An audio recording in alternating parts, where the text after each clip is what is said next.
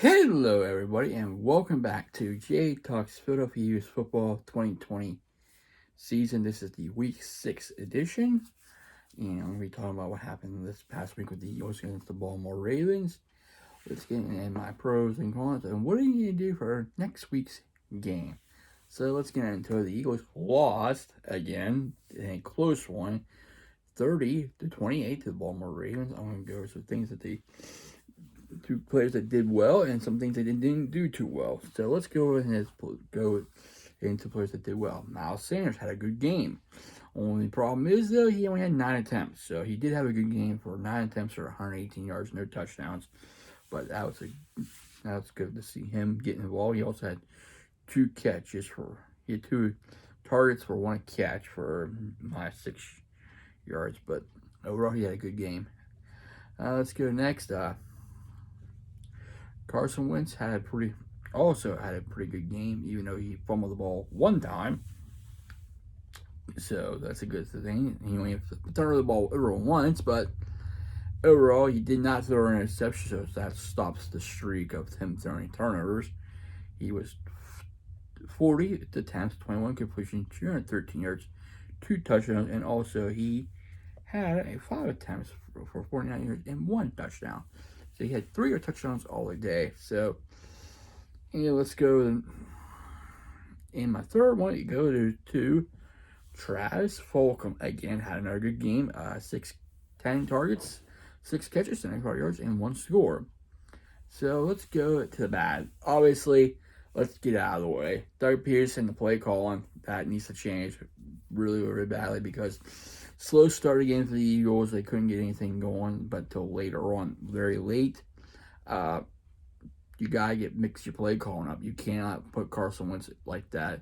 Get up that many sacks in the game, especially that offensive line is being still inexperienced like that. I mean, yeah, you did sign a free agent to the team, and he didn't do that much help either. I mean, yeah, you only have one guy that's been starting your whole team, and that's your center, Jason Kelsey. The retro guys are gone. The starting crew. So, all right then. So, play calling is different because why? Let's look at it here. You're down. You're right there. You're gonna have a chance to tie the game. You call a quarterback option. You don't do that. Give your guy, throw the ball, throw a screen, or have Miles Sanders, right? You don't do a quarterback option. Wentz has already been banged up already as the game, even though they fought back. But still, that was on them. Secondly, the offensive line is bad. I'll just say it right now. Bad. That was really bad on them. This is really bad for that team because you cannot give up that many sacks to Carson Wentz. That is he's just gonna be eventually. He's gonna get hurt because every time he gets sacked like they sack him like that, that's not good. I mean, not good at all. So right now I'm gonna count the sacks here. 3, 1, 4, 5, 6 sacks in that game. Come on, that is just ridiculous. You need to get better. This is new. I can see it would give up 1 or maybe 2, but 6 sacks is too many times. And let's go to number 3. Defense still getting up points, and they're getting it. It's getting where they're not. It looks like they're being soft. They're not getting pressure to court. They got some pressure late, but they need to quit to stop the bleeding. They gotta make this competitive. You gotta hold teams to under 20 points. You can't rely on Carson taking a beating and eventually try and come back and beat them. I know it's Baltimore, but you gotta slow them down. You gotta shut them down and stuff like that. I mean, you put up 30 points to another team in the AFC North like you did to Pittsburgh. So, where's this defense at? It's supposed to be a good defense, but I don't see it. Their secondary's bad, linebacking's bad. I mean, the front defensive line, not too bad. I give it a C+, but come on, you guys gotta step it up. Fourthly, on the bad side, they didn't contain Lamar Jackson. Lamar Jackson had a good game. Had 17 attempts, 16 completions, 186 yards, 1 touchdown, and plus the 9 attempts for 108 yards, plus the 1 scores. He had 2 touchdowns in the game, right there. If you can't let him be with his legs. You gotta make him throw the ball. So that is right there. Is right there. You gotta stop doing that right now. So, and lastly, Jake Elliott missing another field goal. You can't be missing field goals, or you're gonna be end up in free agency. I'm just gonna say that right now. It's getting to you cannot be missing field goals. If you didn't miss a field goal, you'll be you'll be probably winning games. The other thing I'll throw into, I forgot this one. This should be number 2, but I'm gonna make it number 2. Drops. This team is dropping passes. Miles Sanders dropped. There's 3 key drops. Miles Sanders had a drop. I think it's Fulgham who had a drop early. He was wide open too. He dropped one, and it could have been a big play. I forget the other one. It was 3 drops, 3 key drops right there. So you gotta catch the ball. You have to catch the ball. If you're going, it could be a game changer. There's big catches. So they need to get things adjusted. Let's go to the stats right now on both. On the Eagles side, Miles Sanders with 9 attempts, 118 yards, 18 yards. I did like the fact they get it over 100 yards, but you gotta give him the ball more. You can't have Wentz throwing 40 times a game. I know they're trailing, but you gotta find a way to get Miles Sanders the ball, run him the ball, give him at least 20 attempts. I'm out. Carson Wentz had 5 attempts for 49 yards plus the 1 score. Jalen Hurts had 2 attempts for 23 yards. Boston got 2 attempts for 4 wins with the 40 attempts, 21 completions, 203, 13 yards, and 2 touchdowns. Travis Fulgham caught 6 passes for 75 yards, touchdown. Zach Ertz caught 4 passes for 33 yards. Rodgers caught 3 passes for 31 yards. Greg Ward 2 for 19. Boston Scott 2 for 5. Hightower caught 1 for 50. Hurts catch for 3 yards. Kroon with 1 catch and a touchdown. So nice first touchdown, and Sega Whiteside did get his touchdown, but it was a fumble recovery on the big run early in the game by Miles Sanders. Cameron Jones with 6 punts, 1 side 20. Greg Ward with 3 returns, 20 yards. Go to the defense side of the Philadelphia Eagles. Let me see if I can find it.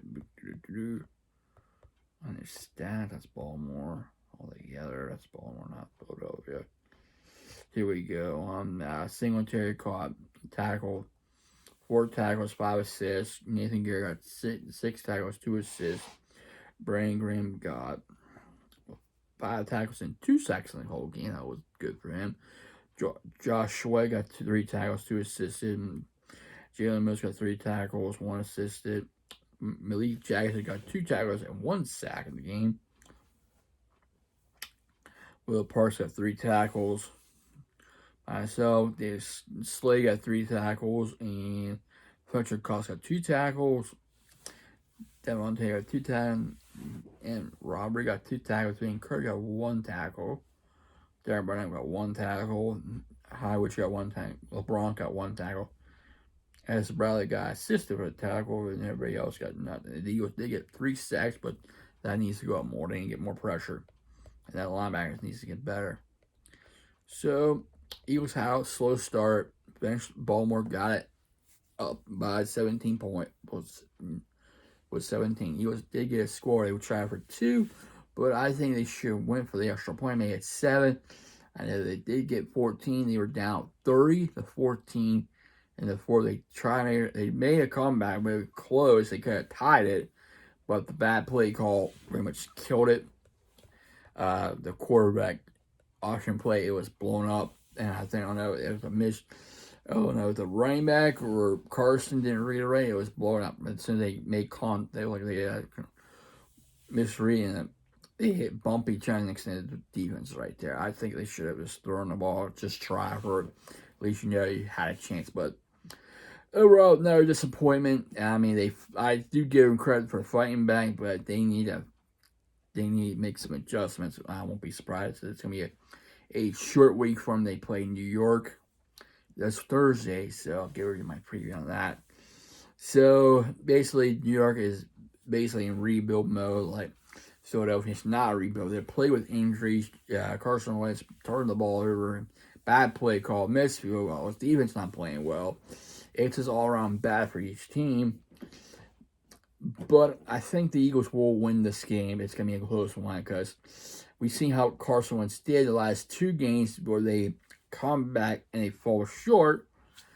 And now I think this is the time they should make the trade. This is a good time to get back on the winning track and get a W, especially against a division opponent. That's against the New York Giants, who were struggling. They did get their first win against the Washington football team, but now they play Philadelphia, and he just got 3 division opponents: Giants, Cowboys, and Giants. So it'd be nice to see the Eagles get a win before the bye. They can get some players rested. I won't be surprised to see the Eagles try to make a trade before the trade deadline. Maybe get some offensive line help because they need something bad, or maybe a linebacker or something like that. Who knows? I don't know. But I predict the Eagles will win this one. I would say a 28-17 victory. The Eagles need to run the ball with Miles Sanders. Carson Wentz cannot turn the ball over, and he cannot be taking sacks. It's getting to the point where he's going to end up getting hurt, and you're going to be seeing Jalen Hurts coming in and play. So I don't want to see that happen, but you need to make some adjustments to that offensive line. It's time to start taking pressure off Carson Wentz. Feed Miles Sanders the ball. If he can break 2 big runs in 2 weeks in a row, why not give him the ball more? Find ways to get him the ball more, all right? Let's do that. If he's having breakout runs like that, he had some good run. He had a good run against Pittsburgh last week, over 70-some yards, and now he has over 100 yards in this one. Let's give him the ball more. Let's see what he can do. I know he got injured. Him and Serge got injured. We don't know about I don't know if he's bad or not, but hope they're not too bad, so they come back.